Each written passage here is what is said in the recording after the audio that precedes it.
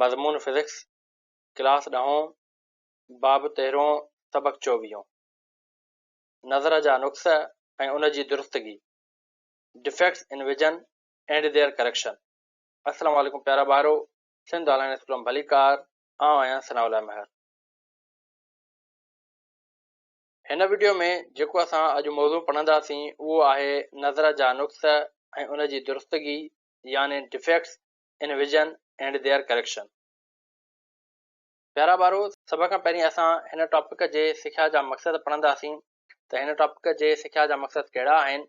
इन जे लाइ चवे थो त describe common vision defects myopia and hyperopia etcetera, यानी आम नज़र जे नुक़्सनि जहिड़ोकि वेझे वारी नज़र ऐं परे वारी नज़र जे नुक़्सनि खे बयानु करियो। ॿी पॉइंट में चवे थो understand how lenses correct these defects, यानी उहो सम्झो त बिलोर उन्हनि ख़ामियुनि खे कीअं दुरुस्त कनि था। Why we study this? ही असां छो था पढ़ूं। इन जे लाइ चए थो we study this topic to understand common defects in vision such as myopia, short-sightedness and hyperopia, long-sightedness, and to learn how lenses are used to correct these problems. Understanding these defects help us recognize vision issues early and shows how physics and biology work together in solving real life health problems. यानी असां ही मौज़ू उन लाइ पढ़ूं था त जीअं नज़र जा आम नुक्स जहिड़ोकि क़रीब नज़री ऐं दूर नज़रीअ खे सम्झी सघूं ऐं उहे नुक्स बिलोरनि जी मदद सां कीअं दुरुस्त थियनि था उहो सिखी सघूं। अहिड़ीअ तरह सां असां वक़्त सिर नज़र जा मसइला सुञाणे सघूं था ऐं सम्झी सघूं था त हयातियात ऐं तबियात कीअं गॾिजी रोज़मर्रा जे सिहत वारनि मसइलनि खे हल कनि था। तो प्यारा ॿारो, हींअर असीं पंहिंजे टॉपिक की तरफ़ हलूं था जेको आहे defects in vision and their correction, यानी नज़र जा नुक्स ऐं उन जी दुरुस्तगी। सभ खां पहिरीं असां हिन जी डेफिनेशन जी तरफ़ हलूं। डेफिनेशन में छा थो चवे? इन में चवे थो the inability of the eye to see images of objects clearly is called a defect of vision, यानी अखियुनि जो शयूं ॾिसण जी सलाहियत विञाइण खे नज़र जी ख़राबी चवंदा आहिनि।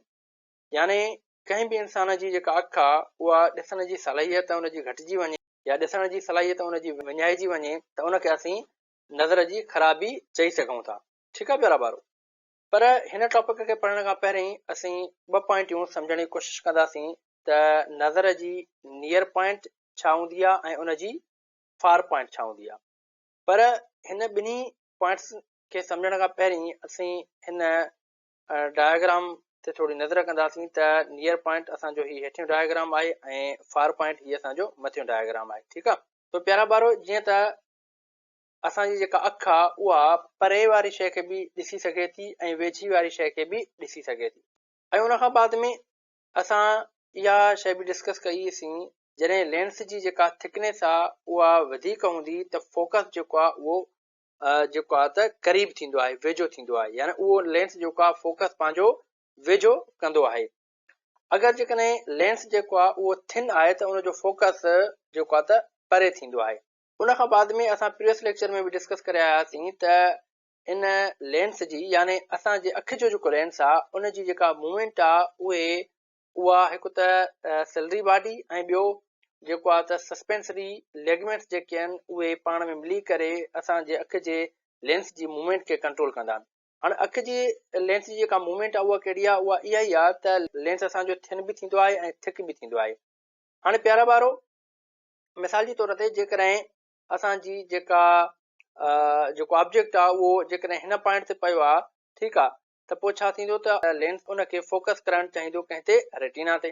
पोइ छा थींदो त जेकॾहिं असां उन ऑब्जेक्ट खे वेझो करे खणी ईंदासीं त हीउ जेको लेंस आहे उहो थिक थींदो। हाणे थिक थींदो त पोइ छा थींदो त हूअं इन जो जेको फोकस आहे उहो परे वञी करे जेको आहे त परे वञी करे थींदो, पर ही पंहिंजो पाण जॾहिं थिक थींदो त उनजो जेको फोकस आहे ऑटोमेटिकली रेटिना ते थींदो ऐं उहा शइ असांखे जेको आहे त क्लियर नज़र ईंदी। जेकॾहिं कंहिं ऑब्जेक्ट खे असां हिन पॉइंट ते खणी अचूं नियर पॉइंट ते त ही जेको आहे त लेंस जेको आहे उहो मैक्सिमम जेको आहे त थिक थींदो। ठीकु आहे, ऐं मैक्सिमम थिक थी करे पोइ ही जेको आहे उन ऑब्जेक्ट जी जेका इमेज आहे उनखे फोकस कराईंदो रेटिना ते। पर जेकॾहिं असां हिन उन ऑब्जेक्ट खे उन हिकिड़ी मख़सूस पॉइंट खां वेझो खणी ईंदासीं त हिन लेंस जी जेका थिक थियण जी सलाहियत आहे, लिमिट आहे, उहा जेका त ख़तम थी वेंदी। यानी हिन लेंस जी थिक थियण जी हिकिड़ी लिमिट आहे, ठीकु आहे। उहा केतिरी लिमिट आहे? उहा इहा लिमिट आहे त जॾहिं ऑब्जेक्ट असांजो 25 सेंटीमीटर अख खां परे हूंदो त उहा उनजी जेको आहे त मैक्सिमम लिमिट आहे थिक थियण जी। अगरि जेकॾहिं ऑब्जेक्ट असांजो 25 सेंटीमीटर खां वेझो हूंदो त असांजो जेको लेंस आहे अख जो उहो वधीक थिक न थी सघंदो, वधीक रेटिना ते फोकस न करे सघंदो, ठीकु आहे। हाणे इन पॉइंट खे, हीअ जेका 25 सेंटीमीटर वारी पॉइंट आहे, इनखे असां चवंदा आहियूं नियर पॉइंट। यानी अहिड़ी पॉइंट ते जेकॾहिं असां ऑब्जेक्ट रखूं जंहिं पॉइंट ते असांजो जेको अख जो लेंस आहे उहो मैक्सिमम थिक थिए, ठीकु आहे, थिक थी करे जेको फोकस आहे उहो रेटिना ते कराए, इनखे चइबो आहे नियर पॉइंट। या इनखे असां हिन तरीक़े सां बि लिखी सघूं था, the minimum distance of distinct vision. यानी मिनिमम डिस्टेंस जेको असांजे ॾिसण जो आहे उनखे असां चवंदासीं नियर पॉइंट। उन खां बाद में जीअं मां तव्हांखे सम्झायो त मिनिमम डिस्टेंस असांजो केतिरो हूंदो ह्यूमन आई जो, उहो हूंदो 25 सेंटीमीटर, ठीकु आहे प्यारा ॿारो। अहिड़े नमूने सां उमिरि जे हिसाब सां ही जेका नियर पॉइंट आहे प्यारा ॿारो, उहा इंक्रीज थींदी वेंदी आहे, ठीकु आहे। जेतिरी एज असांजी इंक्रीज थींदी, एज जे हिसाब सां जेका इहा असांजी नियर पॉइंट आहे उहा बि इंक्रीज थींदी वेंदी, यानी नंबर असांजो इंक्रीज थींदो वेंदो। जेकॾहिं कोई माण्हू आहे जेको आहे 20-25 सालनि जो आहे, को जवान आहे, त उनजी जेका नियर पॉइंट आहे उहा 25 सेंटीमीटर आहे। यानी जेकॾहिं कोई बि ऑब्जेक्ट 25 सेंटीमीटर ते पियो आहे त हू आसानीअ सां क्लियर ऑब्जेक्ट खे जेको आहे त ॾिसी सघे थो। अगरि जीअं उनजी एज वधंदी वेंदी 40, 50, 60, 70, ठीकु आहे, त उन हिसाब सां उनजी जेका नियर पॉइंट आहे उहा बि जेका त वधंदी वेंदी, पोइ 25 खां 30, 30 खां 35, 40, 50 सेंटीमीटर, ठीकु आहे। त अहिड़े नमूने सां उनजी जेका नियर पॉइंट आहे उहा बि जेको आहे त एज जे हिसाब सां इंक्रीज थींदी। उन खां बाद में जेकॾहिं हाणे असां फार पॉइंट जी तरफ़ वञूं त फार पॉइंट चवंदी आहे प्यारा ॿारो त फार जे लफ़्ज़ में ई असांखे ख़बर पइजी थी वञे त फार मीन्स परे। त हाणे जेकॾहिं कोई ऑब्जेक्ट असां खां तमामु परे आहे ऐं उन मां असांजा जेके रेज़ अचनि था, रेज़ अची करे कंहिंसां पहिरियों टकराइबा ऐं हिन लेंस सां टकराइबा। हाणे हीउ लेंस छा कंदो, उन रेज़ खे फोकस कराईंदो रेटिना ते, ठीकु आहे। त जेकॾहिं असांजा रेज़ जेके आहिनि त तमामु परे खां था अचनि, इन्फिनिटी खां था अचनि, त हीउ छा थींदो, हीउ जेको लेंस आहे असांजो उहो थिन थींदो ऑटोमेटिकली, नेचुरली। अलाह साईं असांजे अख में हिकिड़ो इहो ऑटोमेटिक सिस्टम रखियो आहे, ठीकु आहे। त जॾहिं कोई ऑब्जेक्ट असांजे अख जे वेझो हुजे त जेको लेंस आहे असांजे अख जो उहो जेको आहे त थिक थींदो, थुलो थींदो, ठीकु आहे। अगरि जेकॾहिं ऑब्जेक्ट असांजे अख खां परे आहे, अगरि उनखे असां ॾिसूं था त असांजो जेको लेंस आहे उहो ऑटोमेटिकली जेको आहे थिन थींदो, ठीकु आहे। बायोलॉजिकली असां जेकॾहिं ॾिसूं त इन जी मूवमेंट खे कंट्रोल केरु कंदा आहिनि, सैलरी बॉडी ऐं सस्पेंसरी लेगमेंट्स, ठीकु आहे। त चवण जो मतिलबु इहो आहे त कोई बि ऑब्जेक्ट जेकॾहिं असांजो फार पॉइंट पियो आहे, कंहिं बि इन्फिनिटी वारी पॉइंट ते पियो आहे, त पोइ छा थींदो त हीउ जेको लेंस आहे उहो असांजो थिन थींदो, थिन थी करे पोइ छा थींदो त फोकस कराईंदो असांजो रेटिना ते, ठीकु आहे प्यारा ॿारो। त हाणे फार पॉइंट असां कंहिंखे था चऊं, फार पॉइंट चऊं था is the maximum distance of the distant vision. यानी काई बि मैक्सिमम पॉइंट जंहिं पॉइंट ते असांजो जिस्म पियो हुजे, जंहिंखे असां ॾिसूं, ठीकु आहे। त मैक्सिमम पॉइंट ते जेको आहे त केतिरी पॉइंट ते जेको आहे त केतिरे डिस्टेंस ते असांजो ऑब्जेक्ट जेकॾहिं पियो आहे त उनखे असां ॾिसी सघूं था। उन जे लाइ असां वटि काई बि जेको आहे त लिमिट कान्हे का, यानी फार पॉइंट जे लाइ असां इन्फिनिटी ते बि ऑब्जेक्ट खे ॾिसी सघूं था, जीअं असांजा स्टार थिया, सन थियो, ठीकु आहे। उन खां बाद में हीअ जेका फार पॉइंट आहे प्यारा ॿारो, इहा डिक्रीज़ थींदी आहे एज जे हिसाब सां, ठीकु आहे। जेतिरी एज इंक्रीज़ थींदी त फार पॉइंट असांजी डिक्रीज़ थींदी वेंदी, पर नियर पॉइंट जेका आहे उहा एज जे हिसाब सां इंक्रीज़ थींदी वेंदी, ठीकु आहे। जेकॾहिं मां फार पॉइंट जी ॻाल्हि कयां प्यारा ॿारो, त अक्सर तव्हां ॾिठो हूंदो पंहिंजे घर में जेके तव्हांजा ग्रांड पेरेंट्स हूंदा, पोइ उन्हनि में तव्हां ॾिठो हूंदो त कोई बि शख़्स जॾहिं असांजे घर में दाख़िल थींदो आहे, को नंढो ॿारु या को महिमान, त उहो जेको कुराड़ो माण्हू हूंदो आहे या कुराड़ी असांजी ॾाॾी या नानी हूंदी आहे, ठीकु आहे, त उहा उन माण्हूअ खे परे खां न सुञाणे सघंदी आहे जॾहिं उहो माण्हू उनजे वेझो ईंदो आहे। पर जेकॾहिं उनजे भर में के ॿार वेठा आहिनि या तव्हां ई वेठा आहियो, त पोइ उहो जीअं दरवाज़े खां उहो महिमान असांजो ईंदो त असां उनखे सुञाणे वेंदासीं त हीउ फलाणो बंदो आहे। छा थींदो आहे त उन्हनि जी जेका आहे त एज जे हिसाब सां जेका फार पॉइंट आहे उहा डिक्रीज़ थी वेंदी आहे, परे ताईं हू न ॾिसी सघंदा आहिनि, ठीकु आहे। यानी उनजी जेका फार पॉइंट आहे उहा जेको आहे त कमज़ोर थी वेंदी आहे, उहा वेझो थी वेंदी आहे, ठीकु आहे। पर आम इंसान जी जेका फार पॉइंट आहे उहा इन्फिनिटी ते हूंदी आहे, पर कुराड़े माण्हू जी जेका फार पॉइंट आहे उहा फाइनाइट थी वेंदी आहे, ठीकु आहे। तो प्यारा ॿार, उन खां बाद में हिन लेंस जे मूवमेंट जे करे जेको असांजो फोकस चेंज थो थिए, ठीकु आहे। इन फोकस चेंज थियण खे या हीउ जेको असांजो फोकस थिए थो, इनखे चइबो आहे जेको आहे त अकोमोडेशन। तो प्यारा वारो अगरि जेकॾहिं असां डिफेक्ट इन विजन जे तरफ़ हलूं यानी नज़र जे नुक़्सनि जे तरफ़ हलूं त असां वटि ॿिनि क़िस्मनि जी नज़र ख़राब थींदी आहे, ॿिनि क़िस्मनि जा नुक़्स थींदा आहिनि। सभ खां पहिरियों जेको नुक़्स हूंदो आहे प्यारा ॿारो उनखे चवंदा आहियूं असां नियर साइटेडनेस या असां इनखे मायोपिया बि चवंदा आहियूं, जंहिंखे असां सिंधीअ में क़रीब नज़री बि चऊं था। इन डेफिनेशन में चवे थो a person with short sight can see nearby objects clearly but can not see distant objects distinctly.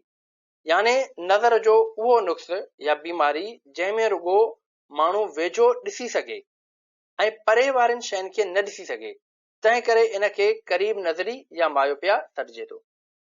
तव्हांजे ज़हन में इहो हूंदो त सर हिते असां जेको लफ़्ज़ इस्तेमालु कयो आहे उहो कयो आहे नियर। नियर माना वेझो, इन मतिलबु आहे त असांजी नज़र वेझे जी ख़राब हुजे।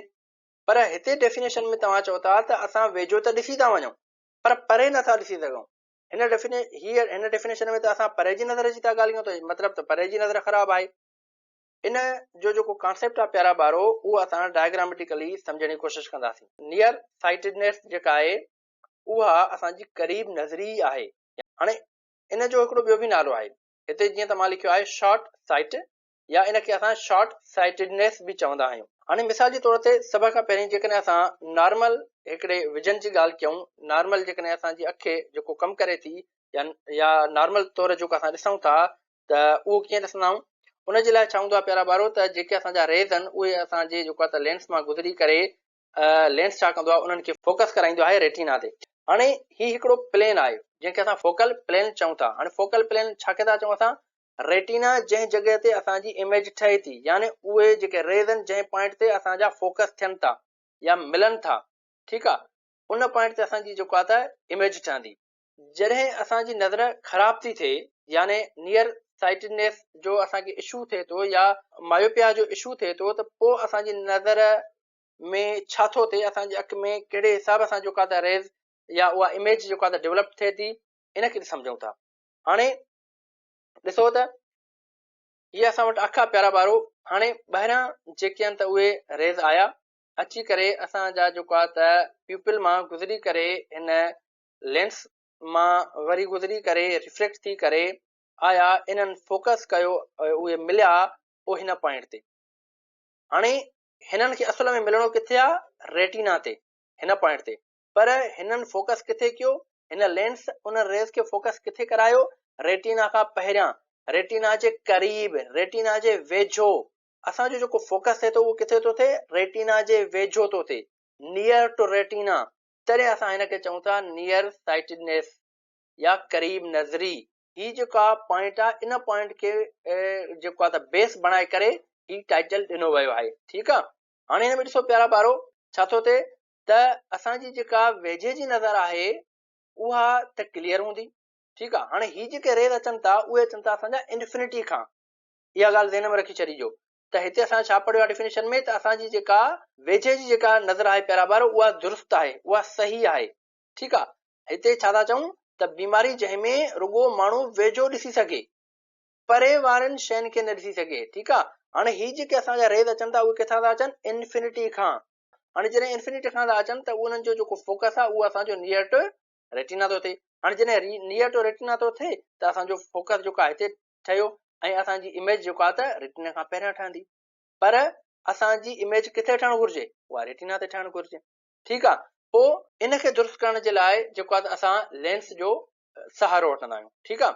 हाणे इन जी दुरुस्तगी असां अॻी स्लाइड में पढ़ूं था त इनखे कहिड़े नमूने सां दुरुस्त करे सघूं था। करेक्शन ऑफ नियर साइटेडनेस यानी क़रीब नज़री जी दुरुस्तगी, ठीकु आहे। हाणे इनखे दुरुस्त करण जे लाइ असां यूज़ कंदा आहियूं डाइवर्जिंग लेंस। हाणे मिसाल जे तौर ते असांजो जेको फोकस आहे प्यारा ॿारो उहो हिन पॉइंट ते ठहे थो पर नियर टू रेटिना।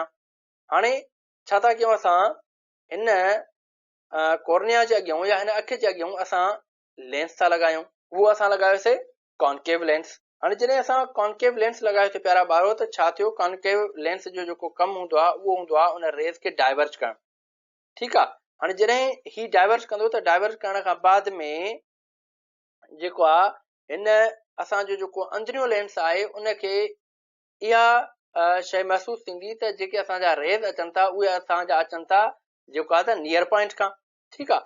पोइ ही छा कंदो, ही उन रेज़ खे जेको आहे त फोकस कराईंदो रेटिना ते। ठीकु आहे। हाणे जॾहिं रेटिना ते इनखे फोकस कराईंदो त असांजी जेका नियर साइटेडनेस आहे उहा असांजी दुरुस्त थी वेंदी। हिन लेंस जी मदद सां असांजी जेका नियर साइटेडनेस आहे उहा असांजी क्लियर थी वेंदी। ठीकु आहे। उन खां बाद में सेकंड टाइप जे तरफ़ हलूं था त सेकंड जेका असांजी जेका त सेकंड जेको असांजो नुक़्सु आहे नज़र जो या सेकंड जेका असांजी बीमारी आहे नज़र जी उहा कहिड़ी आहे? उहा आहे असांजी फार साइटेडनेस। ठीकु आहे। यानी दूर नज़री या असां हिनखे हाइप्रोपिया बि चवंदा आहियूं। ठीकु आहे। हाणे हिन जी डेफिनेशन जे तरफ़ हलूं जेकॾहिं त हिन में चवे थो a person with long sight can see distant objects clearly but can not see nearby objects distantly. यानी नज़र जो उहो नुक़्सु या बीमारी जंहिंमें रुगो माण्हू परे ॾिसी सघे ऐं वेझे वारनि शयुनि खे न ॾिसी सघे, उन करे उन ते नालो दूर नज़री या हाइप्रोपिया पियो आहे।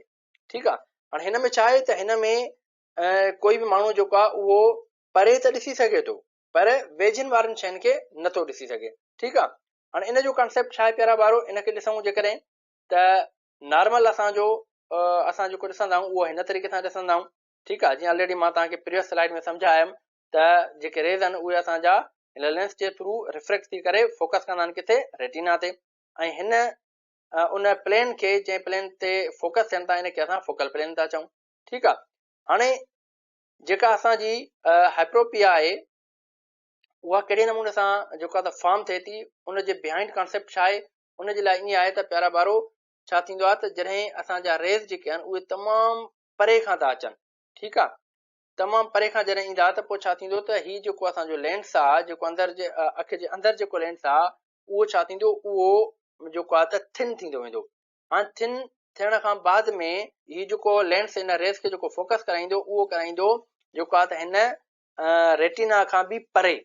ठीकु आहे। यानी रेटिना खां फार, रेटिना खां परे थो फोकस कराए, जंहिंजे करे जेको आहे त हिते असां नालो ॾिनो आहे फार साइटेडनेस। ठीकु आहे। त यानी रेटिना खां जेको आहे त परे थो फोकस थिए ऐं हुनखे नियर साइटेडनेस छो पिया चऊं? त हू रेटिना खां क़रीब, रेटिना जे वेझो पियो फोकस थिए। ठीकु आहे। ऐं हिते फोकस छा थो थिए? रेटिना खां परे थो थिए। ठीकु आहे। हाणे तंहिंजे करे जेको आहे असां हिनखे फार साइटेडनेस चऊं था। ठीकु आहे। हाणे हिन शइ में छा हूंदो आहे त जेकॾहिं असांजो ऑब्जेक्ट इंफिनिटी ते आहे त पोइ उते छा थींदो? उते जेका परे जी नज़र आहे उहा असांजी दुरुस्त हूंदी आहे। ठीकु आहे। त हिते जेका वेझे जी नज़र आहे ऐं वेझे जी नज़र में छा थींदो त उहा असांजी जेका इमेज आहे उहा क्लियर न ठहंदी ऐं वेझे जी नज़र असांजी जेको आहे त कमज़ोर थी वेंदी आहे। असां वेझो कंहिं बि शइ खे क्लियर न ॾिसी सघंदा आहियूं। ठीकु आहे। अक्सर तव्हां ॾिठो हूंदो त जेके कुराड़ा माण्हू हूंदा आहिनि पर अक्सर अॼुकल्ह जवाननि खे बि ईअं हूंदो आहे त उन्हनि खे जेको आहे त वेझे जो चश्मो बि पातल हूंदो आहे। पोइ जेको आहे त हू वेझो न ॾिसी सघंदा आहिनि या मोबाइल स्क्रीन ते जॾहिं हू वेहंदा आहिनि या लैपटॉप ते वेहंदा आहिनि त पोइ हू जेको आहे त चश्मो पाईंदा आहिनि पर नॉर्मल जेकॾहिं हू घुमंदा आहिनि त चश्मो न पाईंदा आहिनि। माना या लिखण पढ़ण वक़्तु बि हू चश्मो पाईंदा आहिनि। ठीकु आहे। त चवण जो मतिलबु आहे त उनजी जेका नज़र आहे उहा वेझे जी कमज़ोर हूंदी आहे, परे जी नज़र दुरुस्त हूंदी आहे। ठीकु आहे। हाणे वेझे जी नज़र जो कमज़ोर हुजण जो जेको सबबु आहे उहो इहो ई आहे त हीउ जेको लेंस आहे प्यारा ॿार उहो जेको फोकस कंदो आहे उहो रेटिना खां परे कंदो आहे। ठीकु आहे। हाणे हिन जी दुरुस्तगी असां कीअं करे सघूं था? हिन जे लाइ असां नेक्स्ट स्लाइड जे तरफ़ हलूं था। करेक्शन ऑफ फार साइटेडनेस या हाइप्रोपिया। ठीकु आहे। हाणे इनखे दुरुस्त करण जे लाइ असां यूज़ कंदा आहियूं कन्वर्जिंग लेंस यानी कॉन्वेक्स लेंस। ठीकु आहे। जेको रेस खे कन्वर्ज करे फोकस कराए। इन जे लाइ छा थींदो आहे प्यारा ॿारो त असां जेको आहे त अखि जे अॻियां जेको आहे हिकु लेंस रखंदासीं जेको हूंदो असांजो कॉन्वेक्स लेंस। हाणे कॉन्वेक्स लेंस छा कंदो? जॾहिं ॿाहिरियों असांजूं उहे रेज़ ईंदियूं, उहे रेज़ अचण खां पोइ हीउ जेको आहे त उन्हनि खे थोरो फोकस कराईंदो हिन लेंस जे तरफ़ ऐं हीउ लेंस जेको आहे त उन्हनि खे रिफ्लेक्ट कराईंदो ऐं फोकस कराईंदो प्रॉपर नमूने सां कंहिं ते? रेटिना ते। ठीकु आहे। हाणे जॾहिं रेटिना ते फोकस कराईंदो त उन खां बाद में असांखे उन रेटिना ते जेको आहे त जेका इमेज ठहंदी उहा प्रॉपर नमूने सां ठहंदी ऐं क्लियर ठहंदी ऐं उन खां बाद में उन ऑब्जेक्ट खे असां जेको आहे त क्लियर ऐं जेको आहे त चिटो ॾिसी सघूं था ऐं असां उनखे मतिलबु चिटो ऐं क्लियर केतिरो वेझो ॾिसी सघंदासीं उहो असां ॾिसी सघंदासीं पंहिंजे मिनिमम या नियर पॉइंट ताईं। ठीकु आहे। त उहा जेका नियर पॉइंट आहे यानी 25 सेंटीमीटर जेका असांजी नियर पॉइंट आहे ऑब्जेक्ट असांजो जेको उते पियो हूंदो त उते बि असां हिनखे प्रॉपर नमूने सां ॾिसी सघंदासीं कंहिंजे थ्रू? हिन कॉन्वेक्स लेंस जे थ्रू। ठीकु आहे, त हीउ कॉन्वेक्स लेंस जेको आहे उहो हिन रेटिना ते रेज़ खे फोकस करण में मदद करे थो। त हीउ जेको ॿाहिरियों लेंस आहे उहो हिन लेंस खे सपोर्ट थो ॾे इन रेज़ खे जेको आहे फोकस करण में रेटिना ते। तो प्यारा ॿारो, इहो हुयो असांजो जेको आहे त चैप्टर नंबर 13 जो लास्ट टॉपिक जंहिंखे असां हिते अॼु डिस्कस कयोसीं। तो हिन लेक्चर खे हिते मां ख़तमु थो कयां। इंशाअल्लाह नेक्स्ट लेक्चर में वरी असां नए टॉपिक सां गॾु मिलंदासीं। तेसिताईं अल्लाह हाफ़िज़।